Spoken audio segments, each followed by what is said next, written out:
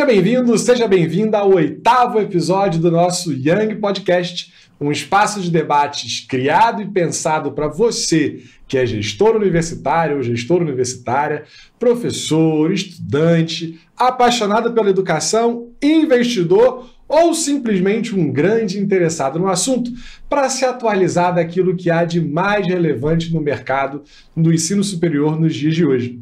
Eu sou Rodrigo Buier, como você sabe, sou sócio fundador da Somos Young, a marca que congrega a Young Relationship, o seu call center líder de captação no mercado do ensino superior brasileiro, a Brandl Consultoria de Inteligência e Marketing para instituições de ensino, a Cobra Fix, líder de mercado em cobrança da sua inadimplência, além da Ubank, da UPay e da Young Sports. E esse episódio, é preciso, como sempre, ressaltar o apoio institucional fundamental de duas entidades que estão conosco em todos os episódios dessa primeira temporada. São elas a ABRUC, a Associação Brasileira das Instituições Comunitárias de Ensino Superior, e a Fundacred, Crédito Educacional, a quem eu deixo o meu muito obrigado. Ao longo do ano de 2023, nós trouxemos vários episódios com assuntos interessantes a respeito do que vinha acontecendo, principalmente com o mercado do ponto de vista regulatório do novo Ministério da Educação, e 24 a gente já começou aqui com o acelerador embaixo. Trouxemos o Rodrigo Capelato, diretor executivo do SEMESP, no 6º episódio, que trouxe para a gente toda uma retrospectiva do ano de 23, mas com um olhar de projeção para 2024, 2025, foi um bate-papo delicioso no nosso 6º episódio.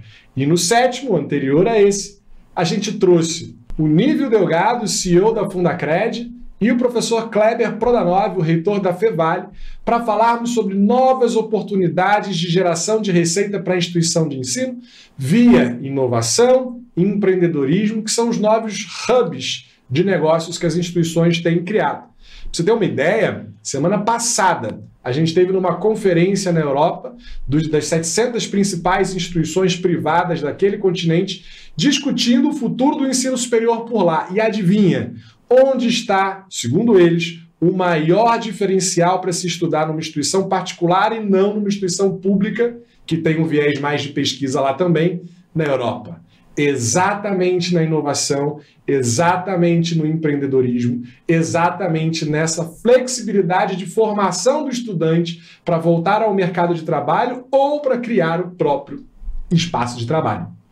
E diante de todos esses desafios que ao longo de 2024 a gente deve enfrentar, principalmente os regulatórios, e estamos aí ansiosos pelas definições das aberturas de novos cursos e aumento de vagas de medicina, do que pode, do que não pode no EAD da saúde, das licenciaturas e do direito, mas também estamos esperançosos que o governo federal consiga reverter os atuais pífios programas de subsídios para acesso e permanência no ensino superior, de modo que a gente consiga efetivamente democratizar o acesso da população ao ensino superior de qualidade, e não ao ensino superior preço em massa. É isso que o Brasil precisa.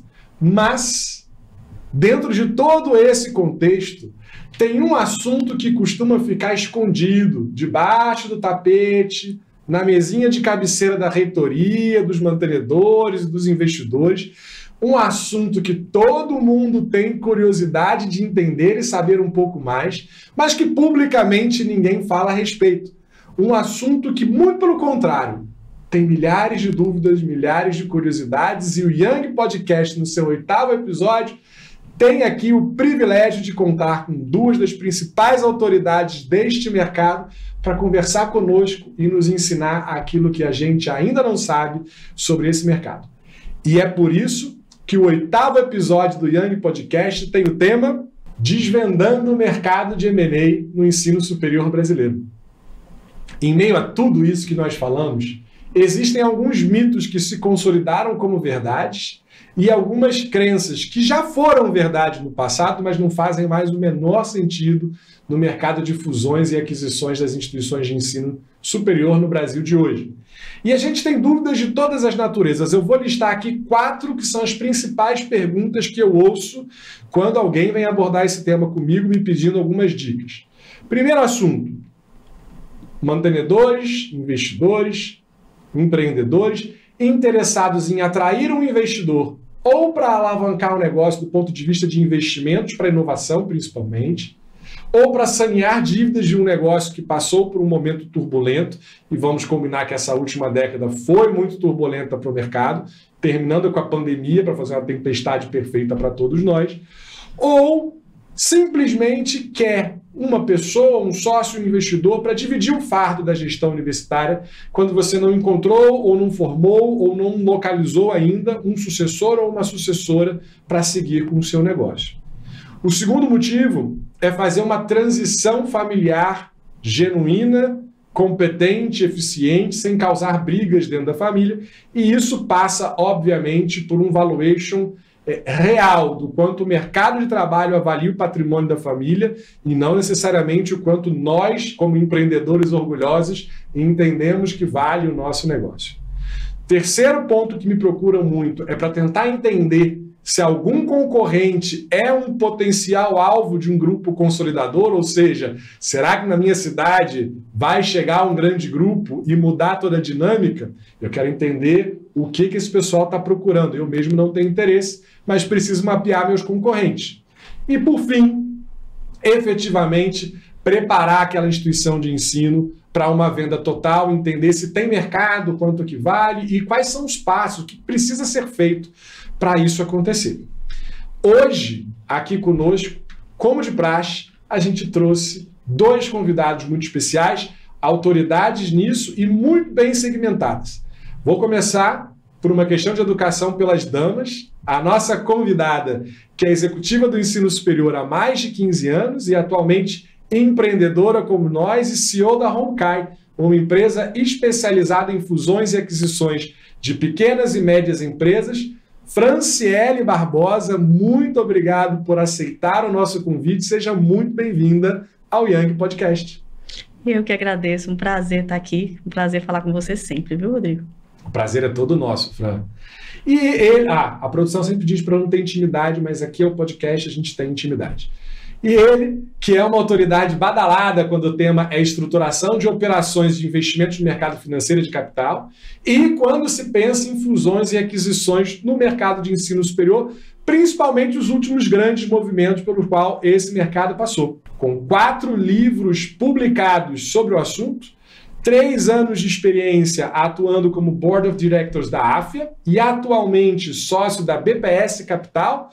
Senhoras e senhores, conosco no Young Podcast, Sérgio Botrel. Seja muito bem-vindo. Obrigado, Rodrigo. Satisfação enorme poder participar do podcast Young. Obrigado pelas gentis e exageradas palavras de introdução. Coisa de amigo, né? Momento Fausto Silva, dizem. Bom, esse mercado de consolidação do ensino superior brasileiro, ele foi muito intensificado. Lá no final dos anos 2000, eu trabalho com gestão universitária desde 2005, então, se você é um gestor ou uma gestora universitária que está no ramo mais recentemente, se você chegou por agora, um estudante ou nunca ouviu falar nesse tema, o movimento que nós vivemos hoje, que formou os grandes grupos consolidadores, começa por volta de 2007, onde a gente teve a primeira das 3 ondas principais até hoje, de aberturas de capital, mais conhecidos como IPOs, na Bolsa de Valores brasileira. Lá em 2007, nessa primeira onda, a gente teve a abertura de capital da Croton, que hoje é conhecida como Cogna, porque tem um ecossistema mais completo do que só o ensino superior, e da Estácio, conhecida como Edux. Depois a gente teve, em 2013, o IPO do Grupo Ser Educacional, do Grupo Ânima, e mais recentemente, do ponto de vista da B3, da Bovespa, da Bolsa Brasileira, a gente teve o IPO da Cruzeiro do Sul e da AFIA, que também está na Nasdaq, e rumores, sérios rumores, de que a Vitro, que é a empresa que congrega as marcas da Uniaselv e da Unicesumar, também deverá abrir capital por aqui. Então, por essa via ou por atração de investimentos estrangeiros, os grupos que hoje a gente considera os mais proeminentes, aqueles que estão mais espalhados do ponto de vista nacional, começaram sempre pela mesma trajetória. Um business plan, um plano de negócios bem elaborado, uma fonte de arrecadação de recursos para colocar esse plano de negócios do papel para a realidade, nesse caso, ou atração de investimento estrangeiro, como falamos, ou abertura de capital, e a partir daí vamos ao mercado colocar em prática aquilo que planejamos. Então, para vocês terem uma ideia, a partir do IPO da Cogna e da Estácio, lá em 2007, começam a surgir os grandes grupos. Eu vou trazer exemplos desses dois, para a gente não ficar listando aqui a vida inteira muitos deles, para que vocês tenham dimensão de como esses grupos se capitalizaram para fazer o que hoje eles têm feito no nosso mercado. Então, a Croton, ela comprou em 2010 o Grupo Uni Educacional, eu vou ler porque eu não decorei, obviamente. Em 2011, a Ceama, a FAZ, a União e a Unopar. A Anhanguera Educacional e a Unirondon em 2013. O Centro de Ensino Superior de Marabá, Paraupebas e Paragominas em 19, e assim sucessivamente. Se você entrar hoje na página de relacionamento com os investidores da Cogna, lá constam 112 instituições mantidas, espalhadas por 10 instituições mantenedoras. Começou com a abertura de capital em 2007. A Estácio fez a abertura de capital na mesma época e hoje é conhecida como Edux, comprou Faculdade Atual da Amazônia, Sociedade Natalense de Educação e Cultura, Faculdade de Excelência Educacional do Rio Grande do Norte, Faculdade da Academia Brasileira de Educação e Cultura, Rio Neiva Participações em 2011. Depois, Faculdade Ceama, Uni São Luís Educacional, Ibratec, Fargs, Faculdade de Tecnologia do Uniol em 2012, Faculdade de Ciências Sociais e Tecnológicas, Faculdades Integradas de Santa Catarina, 2013, União dos Cursos Superiores SEB, Institutos de Estudos Superiores da Amazônia, Unicel, Faculdade de Ciências da Saúde Exatas e Jurídicas de Teresina, em 14, e assim sucessivamente hoje são 87 campos que a Estácio possui, que a Edux possui, espalhados pelo Brasil. E essa história, ela veio se repetindo de lado a lado. Para a gente entender como que essa história deve se desenrolar daqui para frente, que é o que nos interessa, porque o passado explica o presente, mas não projeta o futuro neste caso, num mercado que muda todo dia, a partir de uma alteração regulatória, a partir de um movimento de mercado, a partir da famosa, conhecida vulgarmente como canetada do governo federal, e nesse caso também do Supremo Tribunal Federal, a gente tem um dinamismo fabuloso nesse mercado de fusões e aquisições, de quanto vale, de qual é o apetite, do que se busca. Para isso, para a gente tentar desvendar um pouquinho e, a partir daí, deixar com que os nossos convidados brilhem e tragam para nós um pouco do seu conhecimento nessa área, eu queria apresentar uma breve contextualização que começa nesse primeiro slide que vai para a tela. Vamos dar uma olhadinha? Esse primeiro slide, Fran e Botrel, ele traz a curva de matrículas presenciais por porte de instituição de alunos. Então, a gente tem, na curva azul, as instituições com menos de 2.000 estudantes, na curva laranja, entre 2.000 e 5.000 estudantes, na curva cinza, 5 a 10.000 estudantes, e na amarela, acima de 10.000 estudantes. É claro que uma instituição de ensino pode mudar de categoria ao longo dessa trajetória, não são as mesmas instituições acompanhadas ao longo do tempo. Mas a primeira coisa que a gente percebe é que de todas as linhas, a amarela, a laranja e a cinza, elas têm um comportamento muito similar. Mas tem uma linha que larga lá em 2013 num segundo lugar bem alto e que conclui 2022 num segundo lugar prestes a ser terceiro lugar. É a que mais sofreu, é a que mais perdeu matrículas aí nesse mercado, que obviamente são as instituições presenciais com menos de 2.000 alunos. A gente tem acompanhado diversos outros episódios, falam do desafio que é a gestão do ensino presencial, seja pelo desequilíbrio da expansão em progressão geométrica do EAD, seja pela guerra de preços, seja pela falência de uma série de instituições de ensino. Mas o ponto é, a linha azul, que é a que mais sofreu, representa hoje 81,3% de todas as instituições de ensino. A ampla maioria das instituições de ensino hoje é de pequeno porte e tem menos de 2.000 estudantes no ensino presencial. Em segundo, vem as instituições entre 2 e 5.000 estudantes, que é a linha laranja, que representam 12,1% desse mercado. Repara, 81,3 com 12,1. Nós estamos falando aqui de 93,4% do mercado de ensino superior presencial não gratuito no Brasil tem até 5 mil estudantes. Mas a diferença de porte entre elas é fabulosa. Por exemplo, em média, se a gente simplesmente fizer a média de número de matrículas por instituição de ensino das que tem menos de 2 mil estudantes, chega a 445 estudantes por instituição. Na segunda linha, a linha laranja, já são 3.091 estudantes. É lógico, se eu tenho curso de medicina, qual é o meu ticket médio, se eu sou nichado, que região eu me encontro, tudo isso faz diferença. Mas quando a gente olha no bolo, há uma diferença muito importante. As instituições têm pequenos portes, algumas instituições até falam assim, puxa, mas eu tenho 4 mil alunos, você está me chamando de média? Hoje em dia mas antigamente 4 mil alunos era pequeno, só que o mercado encolheu, né? A linha cinza, que tem as instituições com entre 5 mil e 10 mil matrículas, representam só 4,2% das instituições do Brasil, com em média 6.600 alunos, então ela dobra a quantidade de alunos em relação a 2 a 5 mil alunos. E a linha dos privilegiados amarelinhos, esses inclusive muitos deles grupos consolidadores, né, só são 2,4% desse mercado, com 21 mil alunos e 700 em média para cada um. Então aqui começa um grande desafio.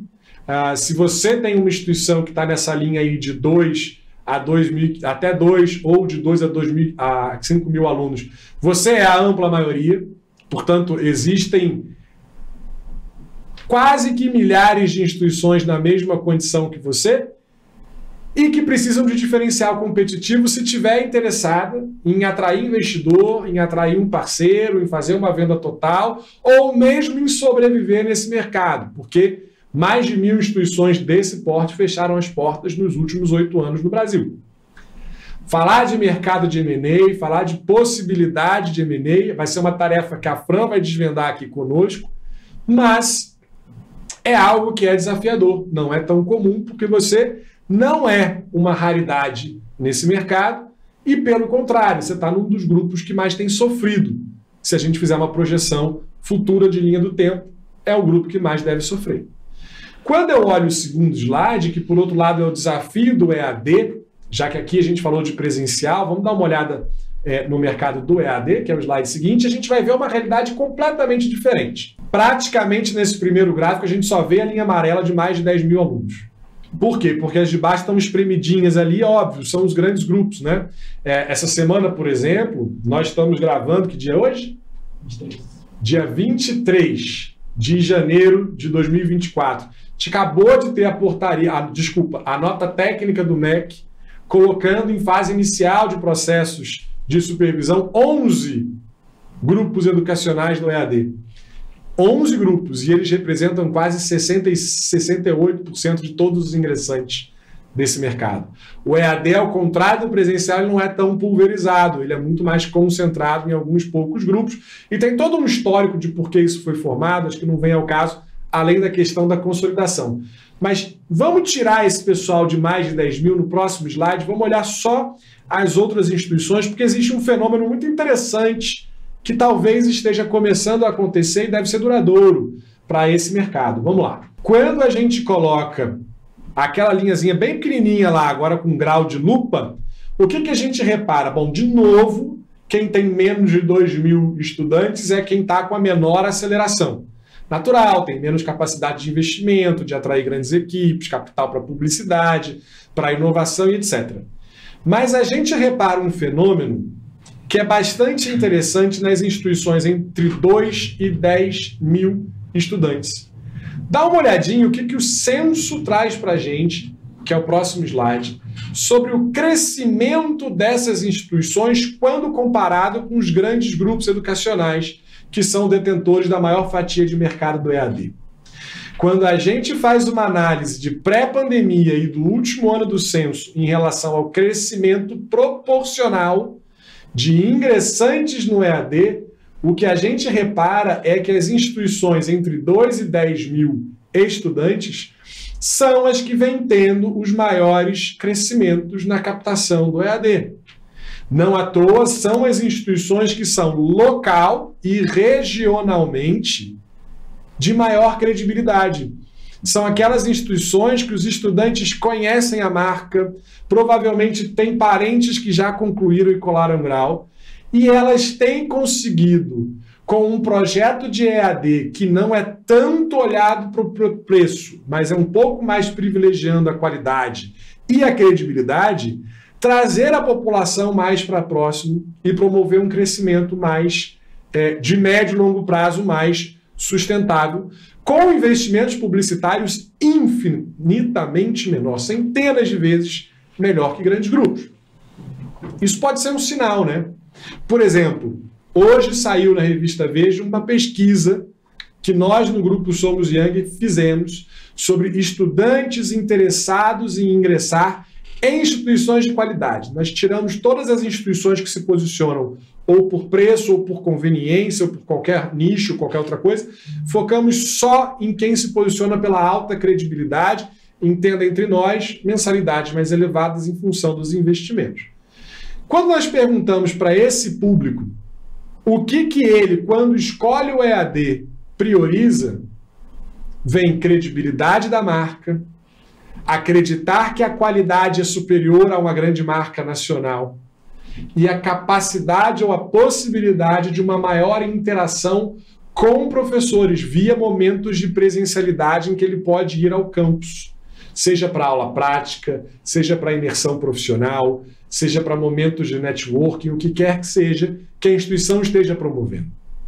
Então, quando o Ministério da Educação lança uma nota técnica querendo olhar a proporção de estudantes por professor de alguns grupos educacionais, entendendo que essa proporção está muito elevada, são muitos alunos para cada professor, essa é uma discussão que a academia vai travar, cada um vai polarizar para um lado, quem tem interesse na expansão do EAD vai fazer força para que o Ministério libere isso do jeito que estava acontecendo, quem não tem interesse nessa expansão vai criticar, vai ser uma batalha na imprensa, como já está nas redes sociais. Mas enquanto tudo isso acontece e é mais lento, porque a academia tem essas questões, a população parece que já há alguns anos tem dado uma resposta bem silenciosa, do que ela acredita ser o futuro ideal para depositar o seu investimento de sucesso na modalidade à distância. E esse é um fenômeno que pode mudar, inverter a lógica do mercado de consolidação, do mercado de fusões e aquisições, para quem tem um EAD que está nesse grupinho aí potencialmente mais favorecidos, porque não tenha dúvida, quem está na frente vai ficar de olho em quem está roubando o mercado. E provavelmente você é um potencial alvo se você estiver nesse grupo. Muda a dinâmica. E se nós tirarmos então o presencial com as suas dificuldades, se nós tirarmos o EAD com essa característica apimentada sobre como deve ser esse EAD no médio e longo prazo no Brasil, e trouxermos o terceiro grupo, que também tem muito interesse em ouvir um pouco mais sobre esse mercado de M&A, que é o slide seguinte, é o grupo que tem medicina. Presencial, outros cursos, EAD, outros cursos, mas que tem medicina. São essas disputas que a gente tem assistido aí no Supremo Tribunal Federal, são os M&As de maior valor no final das contas. E uma coisa que a gente repara é que as vagas não gratuitas, ou seja, com ou sem fins lucrativos, inclusive públicas, instituições públicas, que cobram mensalidade de medicina, mesmo com a lei dos mais médicos aqui em 2013, não para de subir. Se é por judicialização, se é por qualquer outro caminho que seja, não é o mérito desse podcast, mas a gente repara que ano contra ano essas vagas sobem. Tem um asterisco em 2023, porque quando a gente olha o sistema IMEC para acompanhar os cursos que foram criados de 2023 para cá, a gente percebe que o sistema IMEC deixou de ser atualizado para este fim em fevereiro de 2023. Então tem um monte de vagas novas que abriram em medicina de lá para cá que não aparecem nos dados oficiais, pelo menos na consulta do IMEC até hoje. Então fica uma ressalva, porque obviamente isso também cresceu, a gente acompanhou o Diário Oficial, a gente viu. E isso, obviamente, é uma ameaça ao patrimônio daqueles que têm uma instituição de ensino com medicina. Porque o que todo mundo está vendo é que a concorrência na medicina já baixou, Antigamente a gente pagava 13º salário com inscrição de medicina, já não paga mais. Tem instituição de ensino com vaga ociosa, principalmente transferência, nas turmas mais para frente. Já há notícias, o Capelato trouxe isso para a gente, de instituição no interior de São Paulo que baixou o preço de medicina, não é fazer financiamento nem parcelamento, é baixar preço de medicina para criar um novo posicionamento.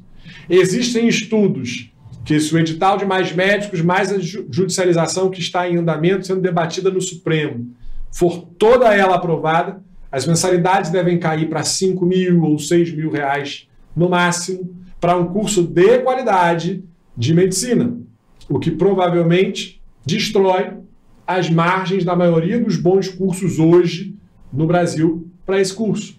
Então, a gente tem uma série de desafios aqui, da dificuldade do presencial, da dificuldade do EAD com as suas características diversas, do pessoal da medicina que está enfrentando um movimento de muita instabilidade e incerteza sobre como vai ficar esse cenário, que transforma o nosso mercado de fusões e aquisições numa grande incógnita, numa caixa preta que os nossos convidados vão se dedicar a tentar abrir aqui para a gente. Esse é o espírito do 8º episódio do Young Podcast. Vejo sorrisos amarelos na minha frente, mas esse é o nosso desafio nesse momento, tentar elucidar, jogar uma luz sobre aquilo que hoje eles, que são as autoridades que trabalham com isso, acreditam que está o mercado de M&A no Brasil. E aí, para começar, a gente sempre começa de leve para o papo ir ficando descontraído e a gente poder aprofundar sem sentir muito o peso da responsabilidade de falar sobre os assuntos. Eu queria trazer uma pergunta que é muito mais geral, que não é direcionada a nenhum dos dois convidados, mas está franqueada a palavra dos dois à vontade, como vocês definirem. Que é a seguinte: a consolidação é um processo que todos os segmentos passam, todos os mercados passam. Isso não é um privilégio do ensino superior.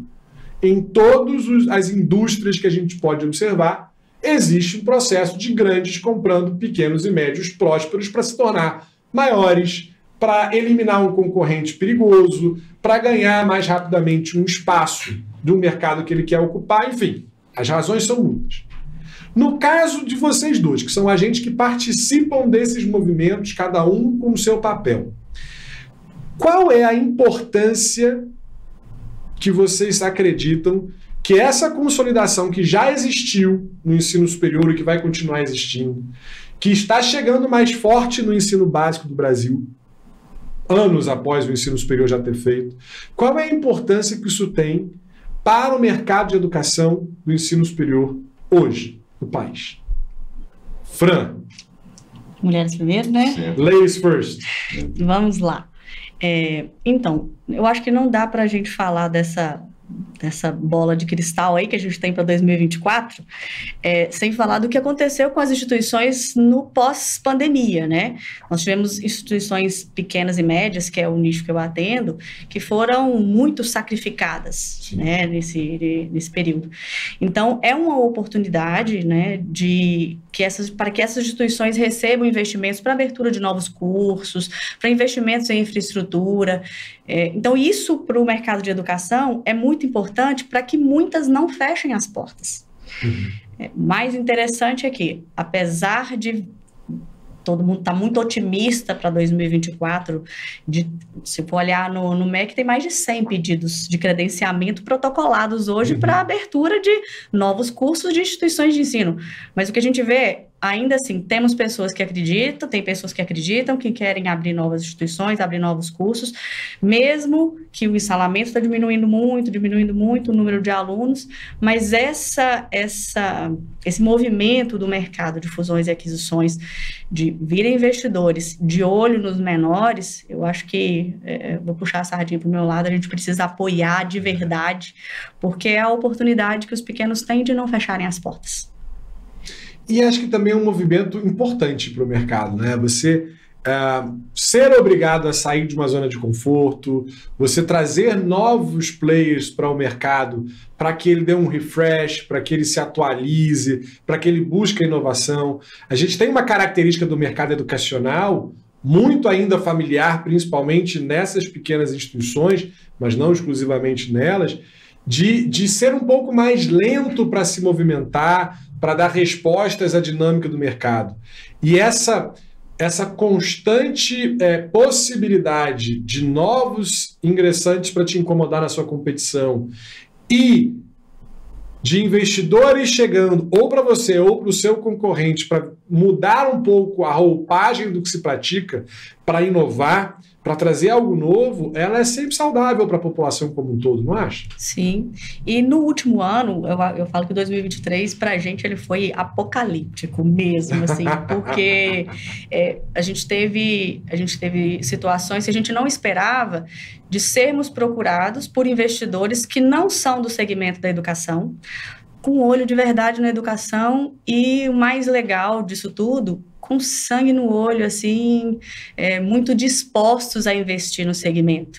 E, por outro lado, a gente tem famílias, né, donos de instituições menores, que já estão muito cansados, que estão num outro momento de vida, né? Então, esse movimento de outros segmentos investindo na educação superior, isso é muito legal. Então, os donos das bolas e da bola de cristal estão apostando nisso para esse ano. Ótimo. Botrel, como é que você vê isso no outro lado da história? Eu acho que fantástica a colocação aí que foi feita pela Franciele. Mas é interessante quando a gente olha para o mercado de educação e talvez aqui tomando uma via um pouquinho mais, talvez até filosófica e mais holística aqui desse movimento que você comentou, porque eu acho que a consolidação do mercado de educação, e aí a gente já nota a educação integrando um mercado, no sentido então de que essa consolidação, ela não sei se acelerou, deu origem ou impulsionou a verdadeira mercantilização da educação. Sim. E o reflexo disso, ou os reflexos disso, são sentidos por todos aqueles que se relacionam direto ou indiretamente com as instituições de ensino. Né?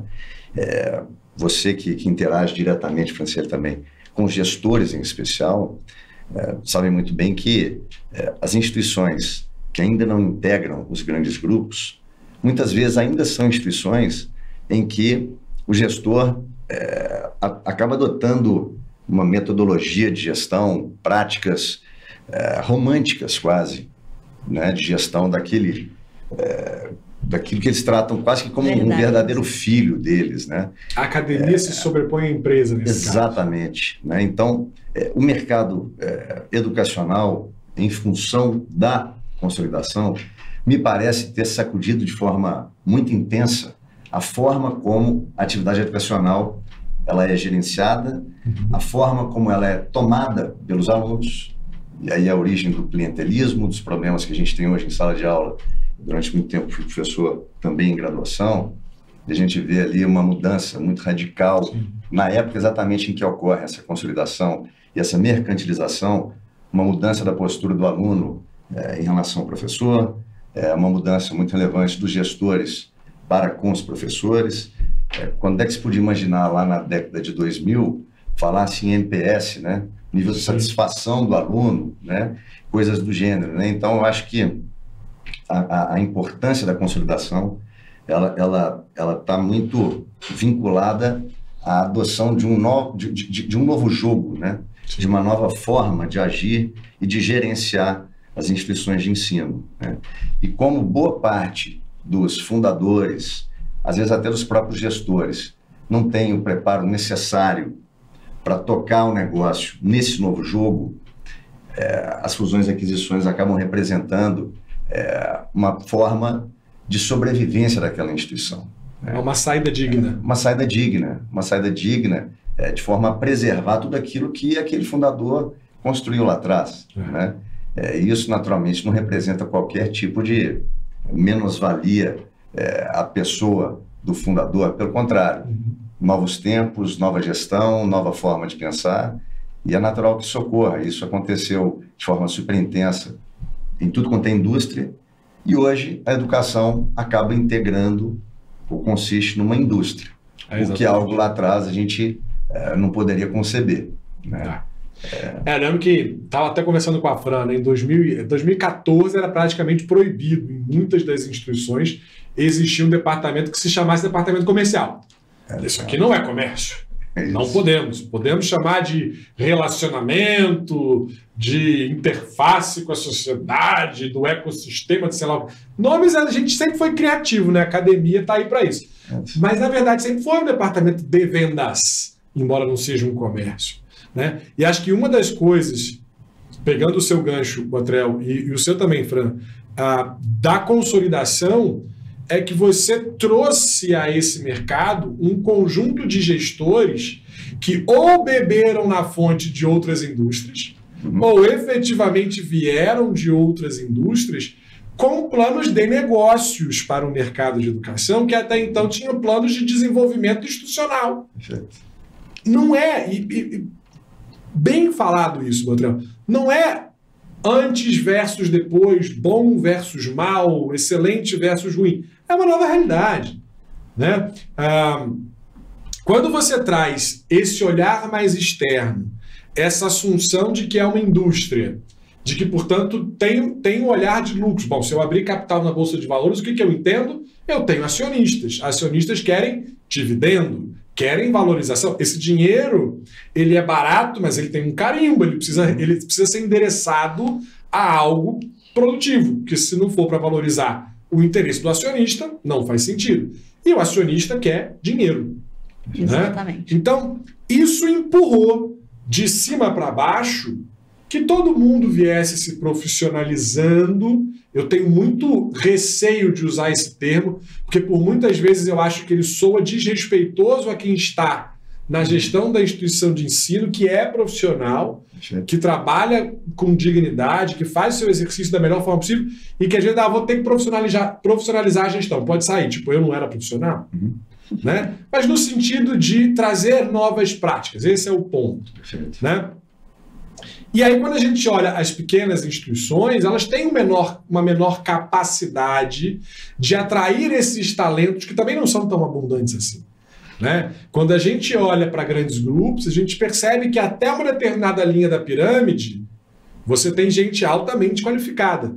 Mas dali para baixo é uma diversidade de gestores que alguns são muito competentes, outros muitos incompetentes. Mas não tem quem coloque no lugar dos incompetentes, vai ficando aquilo ali. Né? No nosso segundo episódio, a gente trouxe a Sônia Colombo e a gente trouxe a Vandi Cavalheiro, e elas estavam falando justamente sobre o novo perfil do gestor universitário. Eu lembro muito de uma passagem em 2006, 2007, que eu assumi um cargo de diretor, e aí me disseram, eu preparado para MEC, para projeto pedagógico, né? Para a parte romântica da coisa, para a parte academia da coisa. E falaram assim, beleza, está faltando não sei quantos alunos, tem que captar, traz aí os alunos. A mantenedora saiu, eu estava na minha mesa, eu pensei assim, o que ela quer que eu faça? Ela quer que eu vá na rua perguntar, quer estudar, panflete, eu vou fazer isso? Tipo, de onde eu vou tirar esses alunos? Que surreal esse negócio de captação. Né? E a ironia do destino é que anos depois eu tenho empresas de captação de alunos. Obrigada, Ana Carolina, pela dica lá atrás, não sei que ano foi, mas foi sua responsabilidade essa trajetória. Mas esse é o contexto. A gente foi colocado, um grupo de gestores foi colocado diante de desafios para os quais eles não tinham preparo para lidar. Não tem orçamento para competir, não tem time de apoio. E se você for pedir um grupo, um setor, uma tecnologia, não tem dinheiro também. Faça de forma criativa. Então, a profissionalização em si, ela não traz, no meu ponto de vista, problemas. Ela traz avanços. Mas a incapacidade de se profissionalizar, ou por ideologia, ou por restrições financeiras, essa traz problemas. Como é que você vê isso, Fran, nas suas instituições? Deixa eu puxar um gancho no que o professor Botrel falou. Assim, professor eu acho... Botrel, viu? Tá vendo? É o nível de respeito. Foi meu professor. Publicou 4 livros, né? Preciso tratá-lo assim, foi meu professor, né? Mas eu acho que hoje é muito mais palatável falar de eficiência operacional dentro das instituições de ensino. Sim. Porque antes era academia a qualquer custo, qualidade, dinheiro não era um problema. Porque, de fato, naquele momento, dinheiro não era um problema. Mudança, né? Exato. E aí, o negócio virou. mudou completamente. Então, eu não vou fazer da minha gestão uma gestão profissional, a menos que eu seja obrigada a fazer isso. Eu prefiro continuar mantendo lá a minha tia, o meu tio, porque aquilo ali vira um cabide de emprego, literalmente, né? Então, isso mudou. Então, hoje é mais fácil falar sobre isso. Quando você chega na instituição e coloca para eles o conceito de governança corporativa, por exemplo, me interessa, vai fazer o meu negócio valer mais? Eu falo, vai, pronto. Aí todo mundo abre os ouvidos. Perfeito. Fica mais fácil conversar. Eu acho que isso mudou e isso ficou muito melhor. E aí, quando a gente fala nesses conceitos, assim, que, nossa, mas governança corporativa é só para os grandes? Não, se você entende isso desde pequeno, você se coloca na vitrine do mercado. Lembrando, você é pequeno, pós-pandemia, foi extremamente sacrificado, está olhando para os investidores. Olha, me enxerga aqui, olha para a minha instituição, eu tenho qualidade de educação, eu estou precisando de recurso para investir aqui na abertura de novos cursos, fazer uma reforma, enfim. Me alavancar. Exato. Então, hoje está mais fácil falar sobre isso. Enquanto eu fui executiva da área de educação, como financeiro, a gente estava falando lá nos bastidores, né? Mas eu não conseguia chegar naqueles caras da academia, que eram puramente acadêmicos. E aí eu ouvi assim, olha, se você não traduzir o seu financeirês para os caras da academia, você tem que fazer eles entenderem. Você não vai chegar em lugar nenhum. Sim. Porque eu estava ali o tempo inteiro tentando mostrar que, olha, seu curso não está dando resultado, a margem aqui não está rolando, nós precisamos sentar e conversar. Não, Franciele, isso não é importante agora. Agora o negócio mudou. Agora isso é importante. Né? Então, profissionalizar, quando você chega na instituição, fala, olha, quer um investidor? Quer que o seu negócio quer ficar bonito na foto? Vamos falar de profissionalizar o time, enfim, vamos mudar o negócio daqui para frente. Agora as pessoas recebem isso com muito mais facilidade, eu acho. Tá? Eu também concordo. Agora, tem um peso nessa história, porque a esses grupos educacionais é dado o crédito ou o descrédito de hoje a gente está mediante uma guerra de preços que torna o ensino menos capaz de adquirir qualidade de verdade, de trazer grandes inovações, de fazer grandes investimentos. Na visão de vocês, isso é algo atrelado à consolidação ou isso é algo que iria acontecer naturalmente? Fique à vontade. Eu acho que a questão da consolidação obriga inevitavelmente, né? E aí eu vou falar do meu público, assim, que são os pequenos e médios, acabam sofrendo justamente nesse momento por ter que fazer isso. Senão não consegue essa sinergia na hora que vem o grande grupo com uma baita de uma oportunidade. Então, não tem jeito, é um caminho sem volta. E do seu ponto de vista, eu acho que dos grandes grupos, eu acho que há um momento em que a conta chega dos grandes grupos, né? Então, a gente sabe que existem grandes grupos que acabaram tomando uma estrada, que é uma estrada da escala, em detrimento, efetivamente, da qualidade. E a partir do momento em que ele vê que as margens estão apertadas e ele tenta, de alguma maneira, apresentar produtos ou cursos, né, que possam ser vistos como um produto, um serviço de maior valor agregado, eles acabam tendo uma dificuldade tremenda, né? Então, eu acho que, de novo, é sempre a gente tentar encontrar um ponto de equilíbrio dentro desse novo jogo que se formou em função da consolidação do mercado de educação, né? Eu acho que a eficiência ela é perseguida por qualquer negócio que se profissionaliza. Isso é indiscutível. Né? Nós vivemos num país que o mercado de ensino superior ele é construído de uma maneira estranha aos olhos da sociedade, porque no Brasil educação é obrigação do Estado, saúde é obrigação do Estado, mas no final das contas, se a iniciativa privada ou as não gratuitas, no caso do ensino superior, não agirem, não tem para ninguém. Né? A gente vê isso no ensino superior, onde quase 78%, 79% das matrículas estão no segmento que eu chamo de não gratuito. Que aí tem as privadas com fins, as sem fins, as comunitárias que são estatais não públicas e as municipais que não estão no orçamento do município e, portanto, cobram mensalidade. Está todo mundo ali. Quando você vai olhar para isso, fala, bom, então, se eu tiro do jogo as instituições que cobram mensalidade, quem tem ensino superior no Brasil? A elite da elite da elite da elite, que são as pouquíssimas vagas, proporcionalmente ao tamanho da população, que a gente tem no segmento público. Então, o buscar a eficiência nunca foi um problema. A questão toda é que a gente vive num país em que a população é pobre, majoritariamente. A gente vive num sistema que no ensino médio, a gente fala isso quase todos os episódios, a gente tem mais de 80% das matrículas na escola pública. Como é que você inverte isso e transforma em 80% dessas matrículas em privada? Se a gente não tem 80% da população brasileira sequer com segurança alimentar, que dirá com capacidade de investir numa formação superior de qualidade. A solução para ganhar escala, a solução para crescer o negócio, no Brasil, ela sempre parece ter sido uma solução de eu preciso baixar a mensalidade ou eu não trago o aluno. Já que o governo, embora tenha financiamento estudantil desde da expansão universitária, lá em 1960 é bolinha, né? O FIES foi criado aí pelo Fernando Henrique, depois aumentado pelos governos de Lula e de primeiro governo de Dilma, e depois sucateado de lá para cá até agora. O governo sempre fica num ciclo, mas ele não consegue atender, e nem vai conseguir atender, a população como um todo. Isso é um drama que não é do Brasil. Estados Unidos discute isso, a Austrália discute isso, a Europa discutiu semana passada. Os subsídios públicos não chegam para todo mundo e não vão chegar em lugar nenhum do mundo.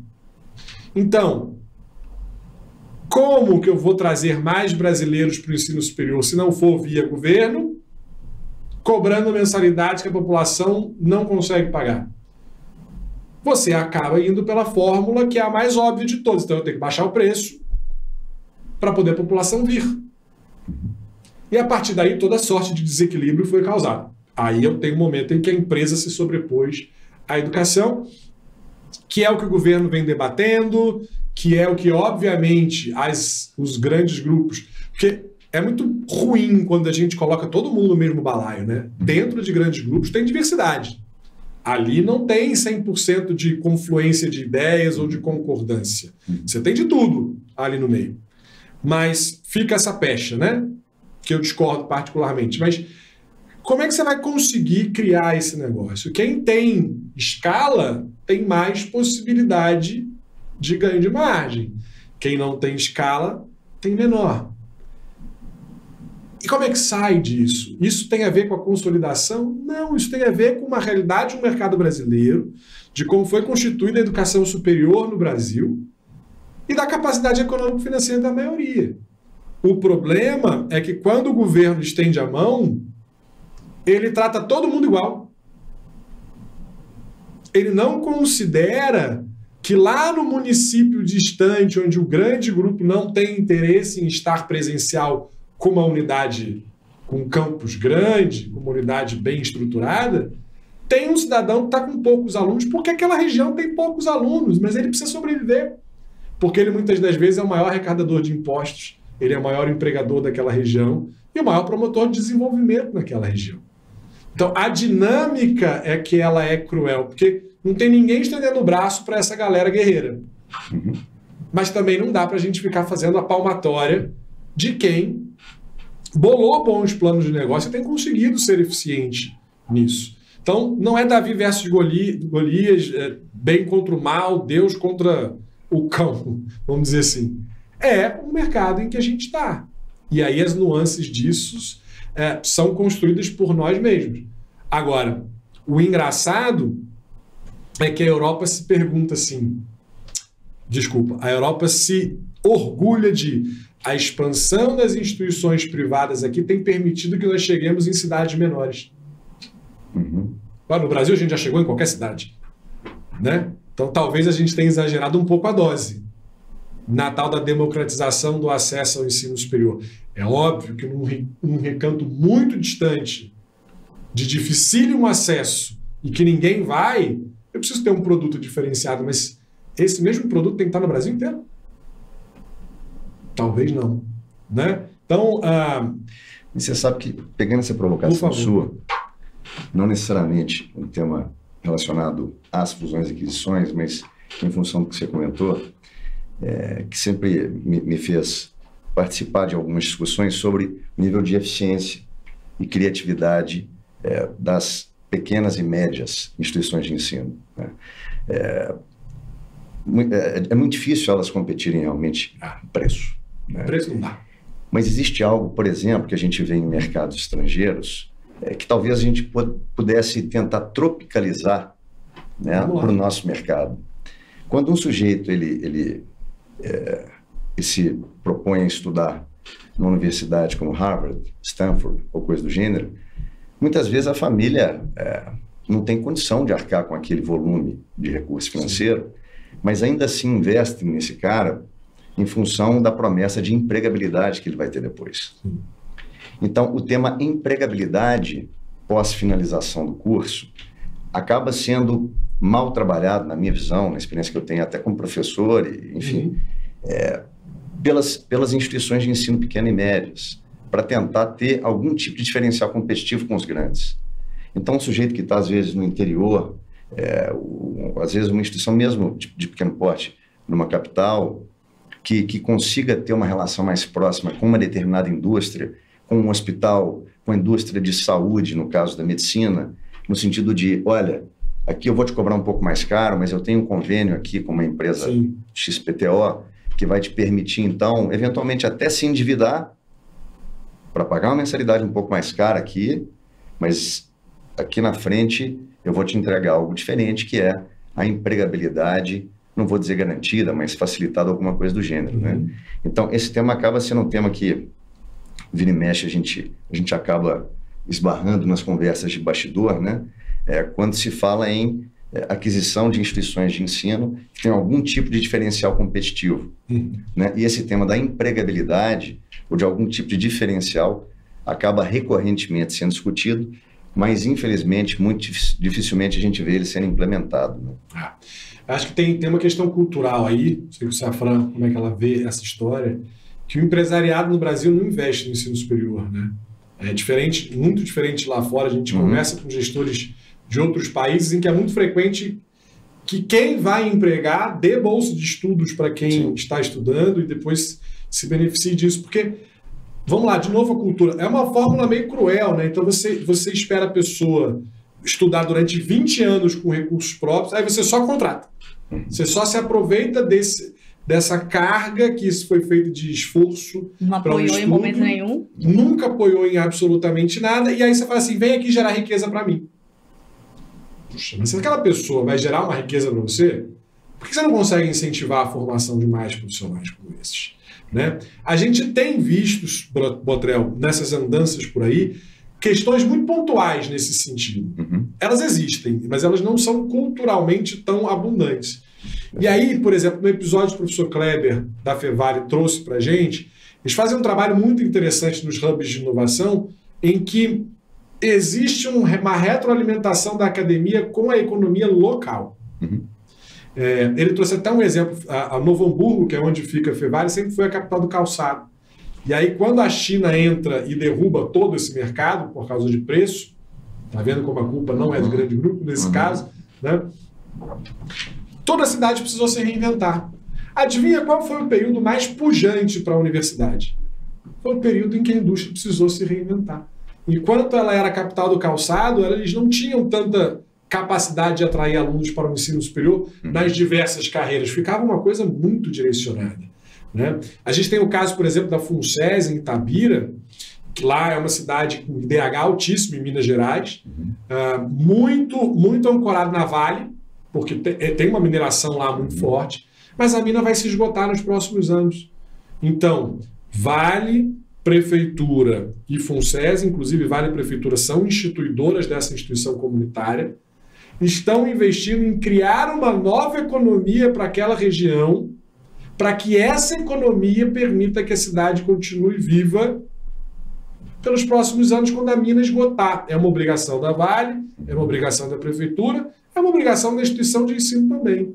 E aí o curso de medicina vem, por exemplo, junto com hubs de inovação e etc., para alimentar esse tipo de contexto. Então, a gente precisa pensar em hub de inovação para trazer um empresariado, para trazer um empreendedorismo, para movimentar a economia local, de alguma forma interagir. Né? A gente tem, Campina Grande, na Paraíba, onde eu trabalhei por 5 anos, tem lá uma lei de incentivos fiscais do município, em que o município investe em bolsas de estudo para estudantes de baixa renda no ensino superior não gratuito. Com qual objetivo? Você já entendeu? Aquilo ali faz transformação social, aquilo ali gera emprego, gera renda, gera riqueza, gera empreendedorismo, retém mão de obra qualificada de uma cidade que já foi o segundo maior entreposto do mundo de algodão, e de novo na China. Desabou. Virou uma cidade universitária. Está se investindo. O governo do estado de Santa Catarina, o 4º episódio do nosso Young Podcast, lançou o programa Universidade Gratuita, mais de 2 bilhões de reais do estado, fomentando a educação de qualidade desde que ela abasteça o ecossistema de inovação de Santa Catarina, que já é nacionalmente conhecido. Então, as formas que a gente tem de trazer a pujança, trazer a sobrevida, trazer a educação de qualidade, não importa o porte, é a gente conseguir se relacionar com os outros entes públicos e privados para trazer benefício de volta para a instituição de ensino. Porque senão, se tu fores sobreviver de mensalidade, a gente já sabe onde é que isso vai acabar. Exatamente. No encerramento. Tem aquela máxima que fala, né? Períodos difíceis criam homens fortes. Nós estamos na educação passando por um período difícil. Então, eu acho que vamos tirar uma puxa-na-deixa do professor Botrel disse, olhar para o mercado se eu estou criando de fato o profissional que o mercado quer absorver. E aí, mais uma vez, né? Vivíamos, eu falo nós enquanto profissionais que trabalhamos ligados à academia, vivíamos num mundo ali onde a gente não estava muito preocupado. Não, o profissional que a gente forma é esse. Agora não, a gente tem que olhar para o mercado e falar, agora eu vou formar o profissional que o mercado quer absorver. Então a gente vai se reinventar, eu acho que nesse aspecto. E ótimo insight para os meus clientes, viu, professor? Que o mercado quer absorver ou que vai abrir o mercado. Exatamente. Né? Porque exatamente. Eu sempre me pergunto, como é que eu posso ser essa instituição de 5 décadas que está lá no município, não sei onde, sozinho, sem concorrer, e eu não ter um relacionamento com a sociedade capaz de trazer subsídios para a minha própria instituição. Puxa vida, é criatividade? Lembrando que culturalmente, né, a imagem que nós temos, né, dos mantenedores são famílias tradicionais. Eu não vou até as empresas. As empresas, se quiserem, que venham até mim. E essa era a postura, sim, né? Sim. Agora a gente vai ter que se reinventar. É verdade. E aí, Fran, nesse mercado de M&A de instituições pequenas e médias, o que você está esperando para esse ano de 2024, que ali no Camarim você já disse para mim que vai ser um ano super intenso? Olha, agora usando a minha bola de cristal, tá? Eu acho que vai ser, de fato, um ano, até porque o 2023 já sinalizou isso, né? Onde empresários de outros segmentos estão olhando para a educação. E aí tem empresários olhando para a educação muito no sentido de agora eu vou investir na educação porque é bacana ter uma instituição de ensino, status. Outros querem investir na educação porque acham que tem uma obrigação, porque ele já é um empresário de sucesso, tem uma obrigação com a cidade que ajudou ele a crescer. Enfim, os motivos são diversos. Então, mas esse movimento para o ensino superior, ele é muito legal. Mas não tem como não dizer que várias instituições vão fechar as portas. Tá? Não dá para a gente dizer que isso não vai acontecer, porque isso vai acontecer. Muitas instituições, mais uma vez, não vão conseguir se manter. A gente já teve um 2023 onde houve um pé atrás dos bancos aí para apoiar as instituições de ensino. E, assim, foi bem complicado, porque as instituições elas já estavam acostumadas a fazer operações bancárias e isso ser o seu fluxo de caixa. Sim. Né? Então, como aconteceu isso no final de 23, tem muita gente que está sofrendo aí, já entra no 2024 muito mais difícil. E eu fiz um post esses dias atrás falando, a expectativa de fusões e aquisições para o ano de 2024 é boa, mas olha o que aconteceu no final de 23. Então... Tiraram a boia salva-vidas. Exatamente. Então, acho que facilita muito mais a discussão do ser eficiente operacionalmente, fazer o básico bem feito, e, em resumo, ficar bonito na foto, para os clientes do Botrel olharem para a gente. É isso? Mas não é pecado nenhum alavancar, não é pecado nenhum trazer um sócio, não é pecado nenhum reorganizar o seu próprio negócio. A gente viu aí na contextualização, os grandes grupos começaram, foi justamente assim, né? Então, essa questão, e às vezes, bom, isso é um assunto que a gente vai falar um pouquinho mais adiante, mas às vezes a sensação de perda do poder por trazer um sócio impede a instituição de ensino de se reinventar. Eu já vi mantenedor com uma excelente oportunidade de vender a instituição de ensino, numa proposta financeira vantajosa e que interessava ao mantenedor, mas o deitar a cabeça no travesseiro e pensar o que vai ser de mim depois que eu não for mais o dono dessa instituição para esta cidade, fez com que a pessoa recuasse, né? Tem tanta coisa que você pode fazer da sua vida depois disso. Pelo amor de Deus, deposita na minha conta que eu te ensino um monte. Tô brincando. Mas essa sensação de dono único, de poder excessivo que a educação traz e seduz, tanto que seduz outros investidores de outras áreas a vir para o nosso mercado, às vezes também atrapalha, né? Atrapalha. E, inclusive, tivemos operações que não concluíram, foi chegando numa etapa da negociação e o mantenedor pensou assim, o que eu vou fazer da vida se eu ficar sem essa instituição? É isso. A minha família está toda aqui. Educação é o que eu sei fazer. Não, eu não quero mais vender. Mas, professor, é uma oportunidade, agora você vai ser dono de um pedaço menor, mas de um universo muito maior. Uhum. Não, mas e se vocês entrarem, se os grandes grupos entrarem e mandar fulano, ciclano e beltrano embora? Então, dá para colocar no contrato para não mandar não sei quem que está aqui comigo, eu não sei quanto tempo embora? Falo, professor, mas como é que a gente pede isso? Não, mas tem jeito de pedir. Se não for assim, eu não vou assinar. Dá um bônus para a pessoa, tira do bolso, né? Deixar para o outro é fácil, né, Botrel? Exatamente. Mas eu quero que a pessoa continue trabalhando aqui, porque é só isso que ela sabe fazer da vida. Então, tivemos operações que não concretizaram por causa disso. Chegou no final, cara, se eu sair daqui da cadeira, o que eu vou fazer da minha vida? Eu não sei fazer mais nada. Professor, o senhor tá entendendo que o senhor pode fechar as portas? Morrerei lutando. E essa foi uma das respostas que a gente teve, foi bastante sofrido, assim. E não sei se puxando o gancho vale a pena dizer também, motivo que não fecha a operação é gestor financeiro que é especialista em transformar os números numa incógnita, sabe? De dificultar muito, e aí é aquela coisa, né? O investidor, ele tem instituição A, B, C e D, que ele está negociando, porque ele tem um time que estaria especialista em olhar para número, e a instituição que não quer mostrar os números, cara, se eles não querem mostrar, não querem mostrar. Se eu não tenho segurança, como eu vou botar meu dinheiro aí? O gestor financeiro do pequeno e médio é aquele cara que está ali há 10, 20 anos à frente da área financeira. Eu aprendi síndrome de Gabriela, tá? Eu nasci assim, eu cresci assim. Vamos falar de margem, indicador de desempenho? Não sei o que é, não quero saber, tenho raiva de quem sabe. E aí, não quero perder meu emprego também. E não quero. Então, assim, se eu dificultar, quanto mais tempo eu levar para abrir esses números, quem sabe esse pessoal desiste, eu estou fazendo um favor para eles, para a família.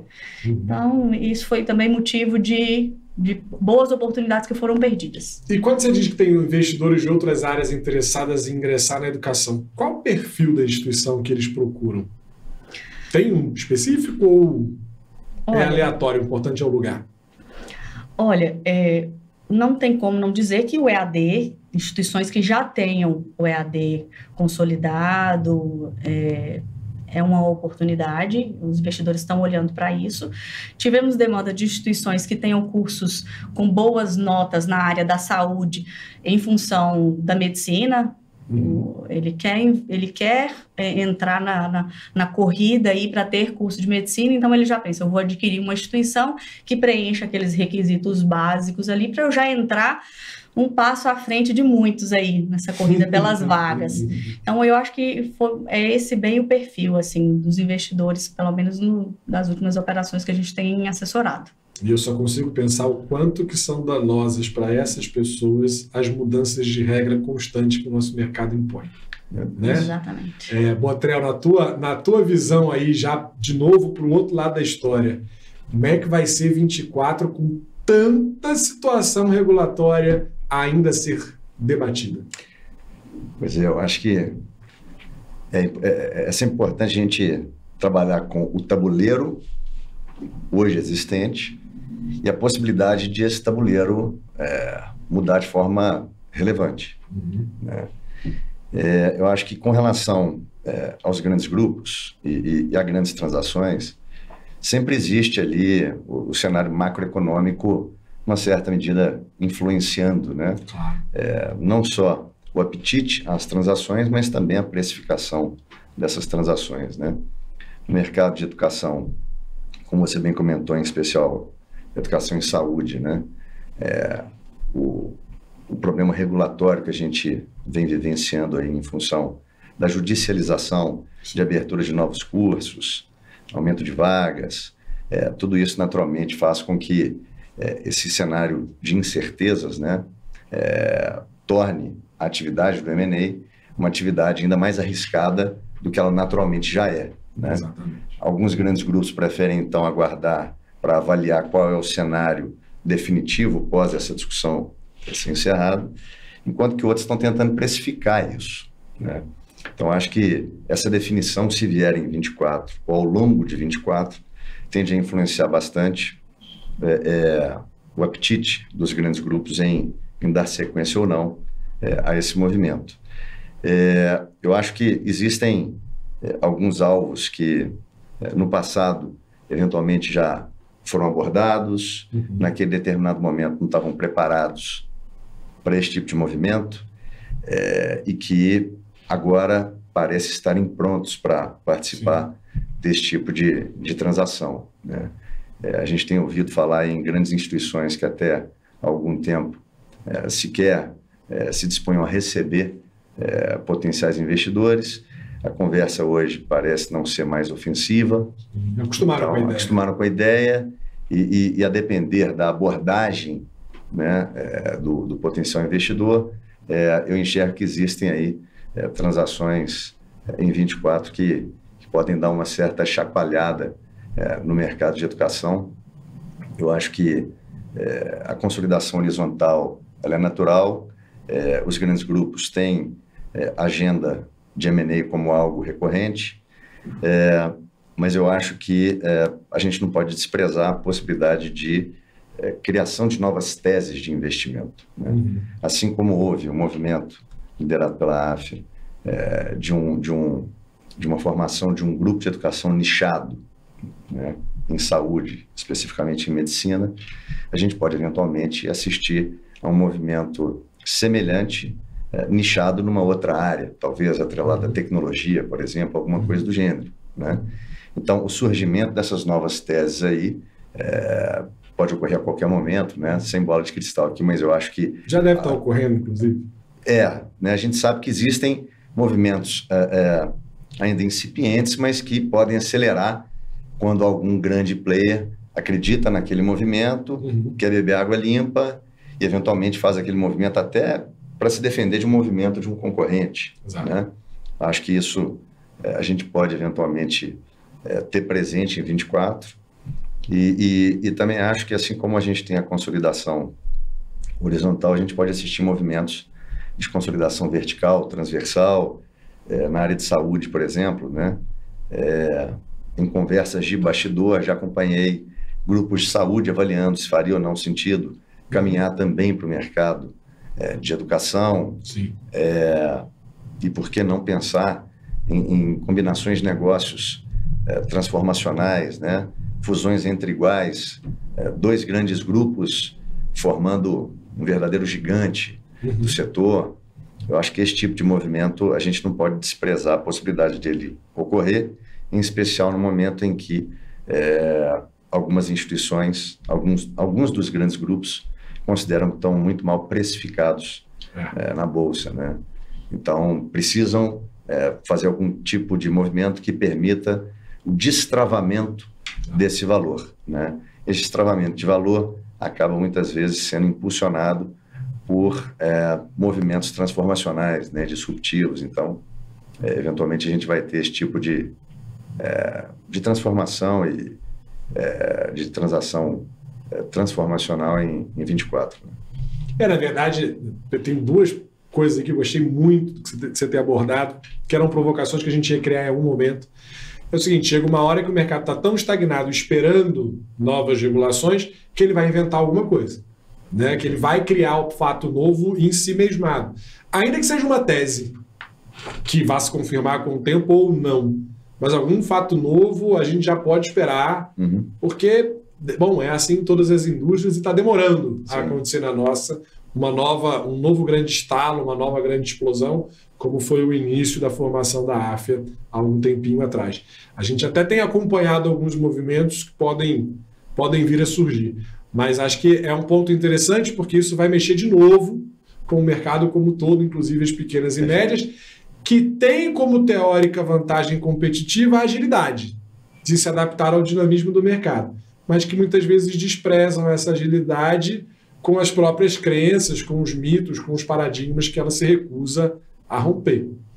Mas um outro ponto que eu achei muito interessante é quando você diz assim, existem, vou falar um português, claro, as joias da coroa, que são as instituições de ensino que já foram muito assediadas no passado, mas não venderam, que hoje estão muito menos ariscas à possibilidade disso acontecer, né?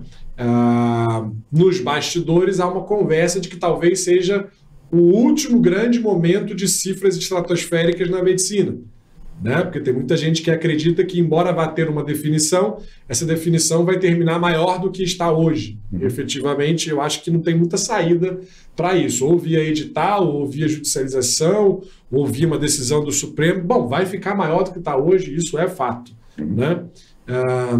E eu acho que talvez tempos austeros como a última década que a gente viveu, valores despencando dos ativos das instituições de ensino e a forte crença que esse movimento da medicina vai terminar maior do que ele começou e, consequentemente, vai terminar um mercado menos valioso do que ele já foi algum dia, talvez esteja fazendo, junto com uma necessidade de sucessão, pode estar fazendo uma convergência de motivos para que essas instituições estejam topando sentar à mesa e entender o que temos de cenário nos dias de hoje.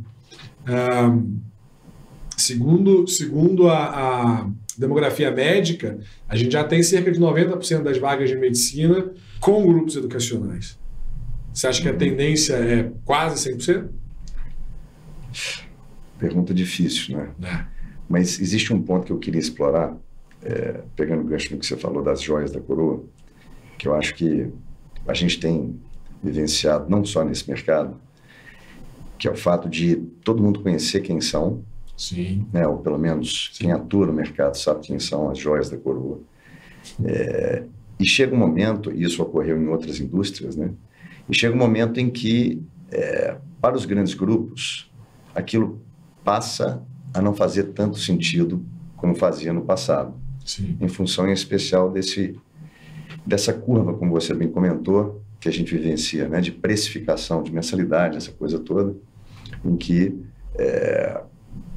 aquela atividade que outrora era uma atividade extremamente lucrativa e que justificava valuations estratosféricos, né, generosos, né, parece ter chegado num ponto de estagnação, né?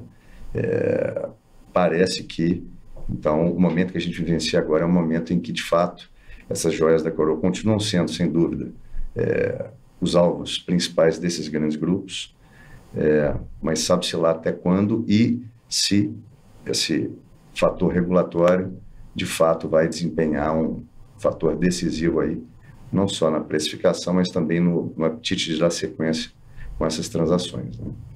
E existe alguma situação, você já vivenciou isso, vou perguntar para a Fran a mesma coisa, de bons negócios estarem à mesa, mas o mantenedor não querer vender para A ou B? Com frequência. Muita frequência. Com frequência isso acaba acontecendo.